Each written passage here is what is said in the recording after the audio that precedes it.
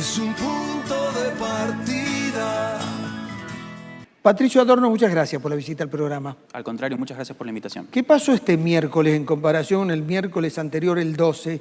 ¿Qué cambió para que haya transitado en paz la marcha? Creo que cambió la percepción por parte de la oposición respecto a la respuesta de un ejecutivo que también hizo autocrítica, que también buscó contenerse y establecer cierto límite respecto a la manifestación, pero creo que la oposición logró entender algo importante. Los disturbios capitalizan políticamente y oxigenan políticamente al gobierno nacional, que sigue capitalizando todavía en la memoria colectiva de la sociedad los disturbios de las 14 toneladas de piedra que se conformaron como parte del relato y la esencia del macrismo y de Cambiemos de cara al peronismo. Creo que fue un gran aprendizaje porque el miércoles, no el último, sino el anterior, el miércoles 12, la oposición podría haberse ido de la Cámara de Diputados con dos grandes victorias. Una victoria institucional, forzando a Martín Menem a investigar, a conformar la comisión investigadora del caso Libra y a llamar a miembros del gabinete ejecutivo a dar respuestas en el Congreso, y por el otro lado, con la decepcionante imagen, por no usar otro término más peyorativo aún, de diputados del mismo bloque oficialista, diputados libertarios, a los empujones, a los gritos, revoleándose elementos contundentes en la propia Cámara de Diputados. Me parece que la oposición aprendió eso y se dio cuenta que perdió mucho con la violencia callejera del miércoles 12. Y el gobierno también, como hizo un mea culpa, hizo otro procedimiento que fue más efectivo. El gobierno buscó de alguna manera contener o ser la respuesta a los disturbios en caso de que existieran, no estar en la primera línea, en el cuerpo a cuerpo con los manifestantes. De hecho, vimos incluso que el dispositivo fue con un vallado mucho más amplio, mucho más alejado del Congreso, y que buscó evitar que el cuerpo a cuerpo entre la policía y los manifestantes se produjera de forma directa. ¿Es una virtud del gobierno que le reconoce la sociedad que maneje la calle? La calle es uno de los grandes capitales políticos que tiene hoy el gobierno, principalmente en Patricia Bullrich, la accionaria principal de la noción o la idea de seguridad que el gobierno intenta plasmar en la opinión pública y que además, según los últimos rumores, parecería que va a afiliarse a La Libertad Avanza, completando el libro de figuritas, el álbum de figuritas de afiliaciones a partidos políticos. Y por el otro lado, también aprendió que la única bandera política que le es redituable de cara al electorado que lo hizo presidente, no al electorado que lo votó en primera vuelta, al 56% de los argentinos, es la economía. Sí. Cada vez que bajó la bandera económica e intentó izar otras banderas, como la de la batalla cultural, entró en algún tipo de problema no deseado. El cripto gay lo golpeó ahí, ¿no?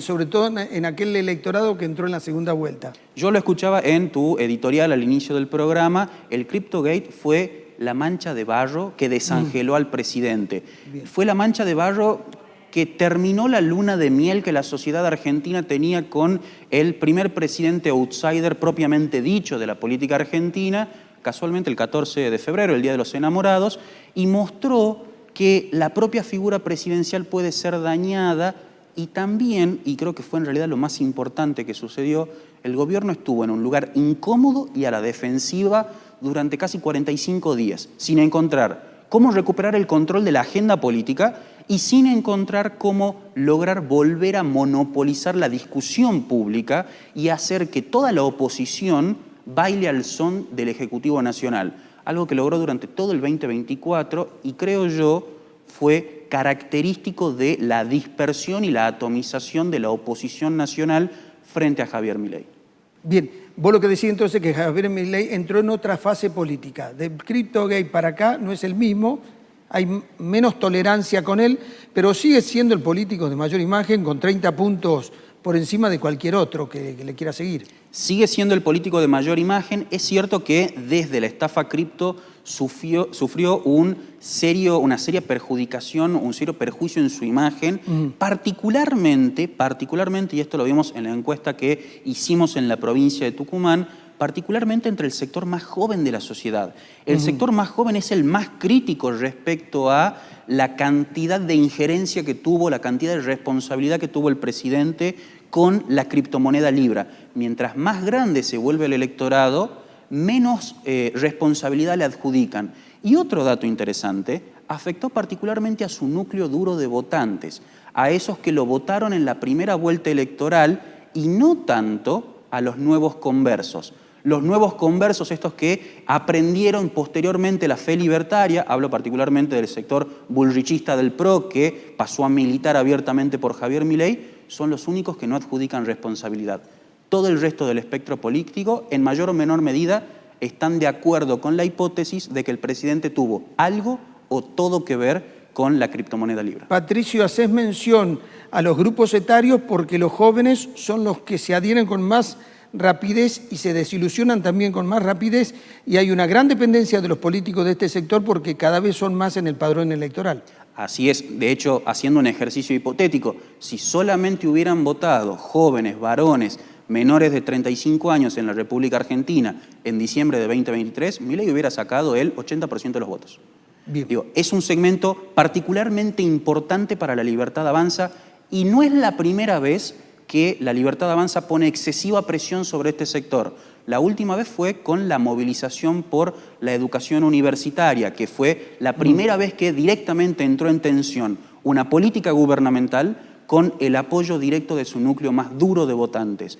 Yo, en este sentido, tendría mucho cuidado porque vos planteaste algo que es importante.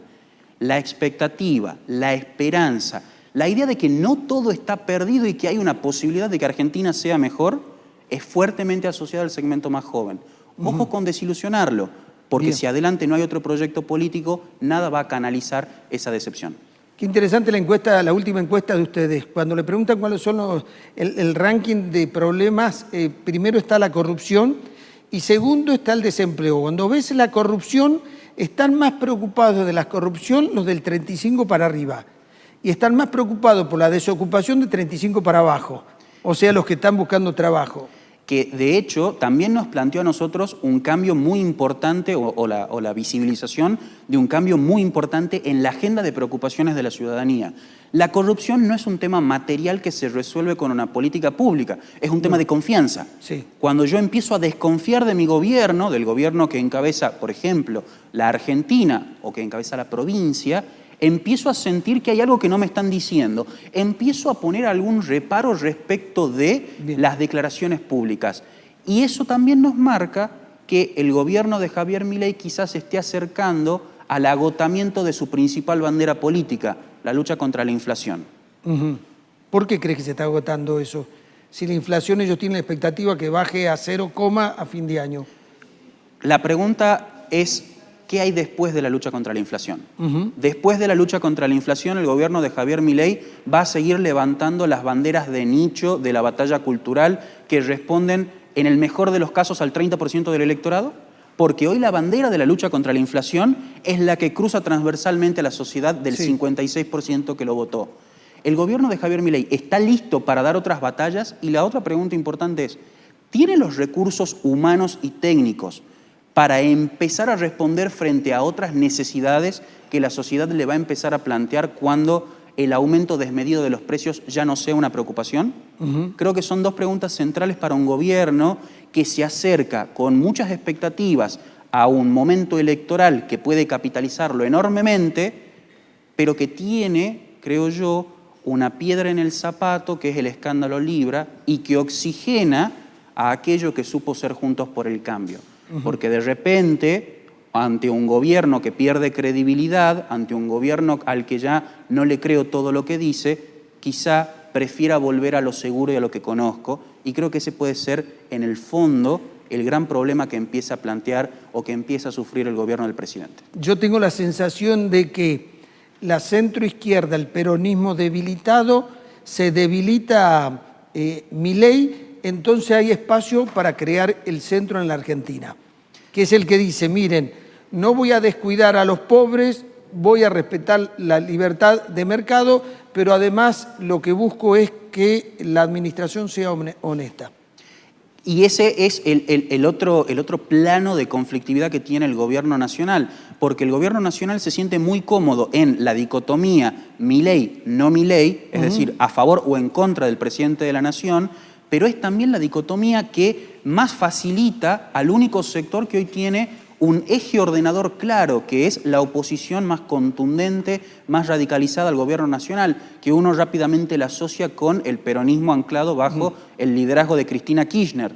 Ese eje discursivo, ese eje electoral, va a poner en un serio aprieto al centro democrático, porque no le permite una identidad nítida y clara frente a una sociedad que va a optar entre dos extremos. Digo, así como facilita que Javier Milei pueda ser contundente en las elecciones, también le da la posibilidad de ordenarse, no verticalmente en todo el país, sino verticalmente en cada una de las 24 jurisdicciones, al peronismo que hoy parece que no tiene liderazgo, pero que tiene una oportunidad. Bien, pero el peronismo debe pensar lo siguiente. En el 2001, cuando cae de la Rúa, era que se vayan todos. Menem tenía el 24% de los votos y Néstor Kirchner el 22 y pico del ciento de los votos. Esto es lo que quedó. Entonces, ojo que frente a una crisis de Milei no es que resurge el peronismo, es que se vayan todos de nuevo. Porque no ahí hay... creo que volvemos a la pregunta respecto de la esperanza del segmento más joven.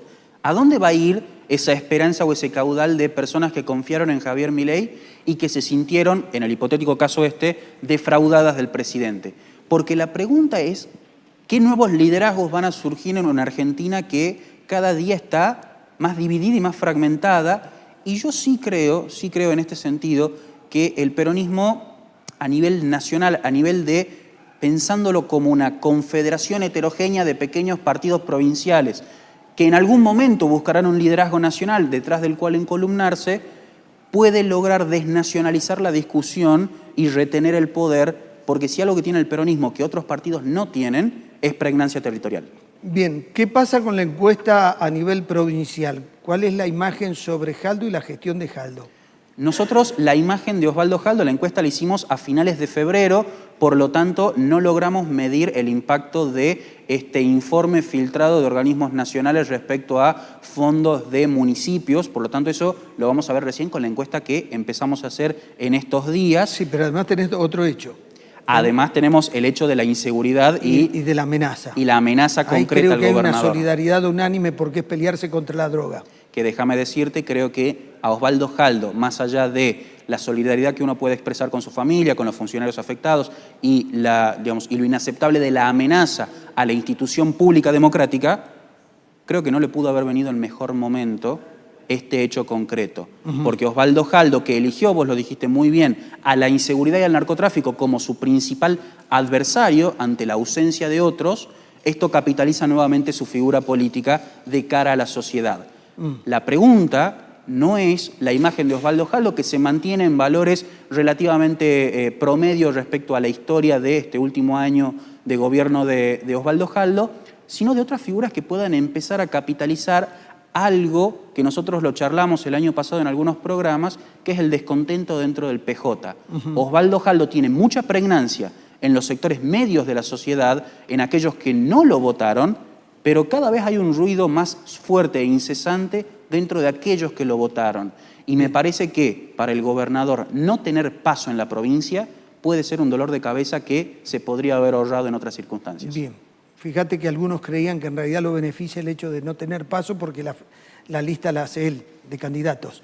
Pero bueno, le surgió una rama paralela. Le surgió una rama disidente. Javier Noguera, que se identifica con el peronismo, relacionado con lo que es el kirchnerismo y el masismo a nivel nacional. Así es, y que de hecho, en el eje que nosotros planteábamos, Milei sí, Milei no, tiene una base de pregnancia mucho más eficiente a la hora de plantear un mensaje que el gobernador. El gobernador buscó provincializar la elección, buscó provincializar la discusión de la agenda política local. Sí. El problema es que la agenda está claramente nacionalizada. La agenda está claramente puesta sobre el eje Milei. Osvaldo Jaldo tiene el desafío de acá hasta octubre, de provincializar la agenda todo lo que pueda para que se discuta su gobierno y no el del presidente. Porque Osvaldo Jaldo pone en juego mucho más que sus dos diputados provinciales. Pone en juego la posibilidad de que alguien le dispute el poder de cara al 27 y ese es un problema que ningún gobernador en su segundo año de mandato quiere tener. Patricio, muchas gracias. A vos. Ya volvemos. Es un